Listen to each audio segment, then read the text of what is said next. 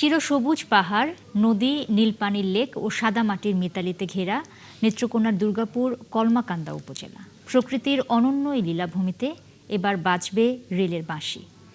পূর্বথলার জারিয়া ঝাঞ্জাইল থেকে দুর্গাপুর পর্যন্ত ১২ kilometre rail line সম্প্রসারণের দীর্ঘদিনের স্বপ্ন হাতছানি দিচ্ছে এলাকাবাসী এবং পর্যটকদের। আগামীকাল এর সম্ভাব্যতা যাচাইয়ে যাচ্ছেন ডেপুটি স্পিকার এবং রেল প্রতিমন্ত্রী। রাজেশ গৌড়ের তথ্য ও ছবিতে প্রতিবেদন। পর্যটনের অপার সম্ভাবনাময় দুর্গাপুর বিরিশিরিবাসীর দীর্ঘদিনের স্বপ্ন রেল লাইনের সেই স্বপ্ন বাস্তবায়নের আশা জাগিয়েছেন ডেপুটি স্পিকার কায়সার কামাল। বুধবার সম্ভাব্যতা যাচাই এলাকার সরেজমিনে যাচ্ছেন তিনি। সফর সঙ্গী হবেন রেল প্রতিমন্ত্রী হাবিবুর রশিদ, রেল সচিব মোহাম্মদ ফাহিমুল ইসলাম ও রেলওয়ে মহাপরিচালক মোহাম্মদ আফজাল হোসেন। এই খবরে সীমান্ত ঘেঁষা দুর্গাপুর ও কলমাকান্দার মানুষের মাঝে বইছে আনন্দের জোয়ার। ময়মনসিংহ থেকে জারিয়া জাঞ্জাইল পর্যন্ত রেল লাইন রয়েছে।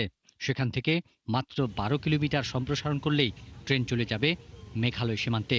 আমরা দুর্গাপুরের মানুষ আশায় বুক বেঁধে আছি যে আমাদের এই সুষম দুর্গাপুরে রেল আসবে। আমাদের রেল আসলে আমাদের পর্যটন শিল্পের সম্ভাবনা বাড়বে। আমরা খুবই আনন্দিত এবং আপ্লুত, এবং আমাদের জন্য যাতায়াতের একটা খুব সুবিধা হবে। এলাকার লোকজন বলছেন রেল লাইন চালু হলে ময়মনসিংহ ও ঢাকায় যাতায়াত ও পণ্য পরিবহন হবে সাশ্রয়ী এবং সহজতর। এতে অর্থনৈতিক কর্মকাণ্ডেও গতি আসবে। এছাড়া শিক্ষার্থীদের জন্য উচ্চশিক্ষার দুয়ার খুলবে। পর্যটন শিল্পের বিকাশেও এটি হবে এক বৈপ্লবিক পদক্ষেপ। ট্রান্সপোর্টে মালামাল আনি অনেক সময় ভেঙে যায়, মালামালের অনেক ক্ষতি হয়। এই জন্য যদি রেল লাইনটা হয় আমাদের ব্যবসায়ীদের অনেক উপকার হবে। পার্শ্ববর্তী দেশ ভারতের সাথে বাণিজ্য সম্প্রসারণের ক্ষেত্রেও এই রেলপথ একটা অনন্য উচ্চতার অবদান রাখবে বলে আমরা সবাই আশা প্রকাশ করি। আমি কয়েকদিন পর হয়তো ময়মনসিংহ কলেজে ভর্তি হব। তখন এই দুর্গাপুর থেকে ময়মনসিংহ যাত্রাটা আমার জন্য খুবই সহজ এবং আরামদায়ক একটি যাত্রা হবে। সরকারি সফরসূচি অনুযায়ী প্রতিনিধি দলটি বুধবার জারিয়া জাঞ্জাইল রেলওয়ে স্টেশন পরিদর্শন শেষে বিকেল ৩টায় জেলা পরিষদ অডিটোরিয়ামে সুধীজনের সঙ্গে মতবিনিময় করবেন।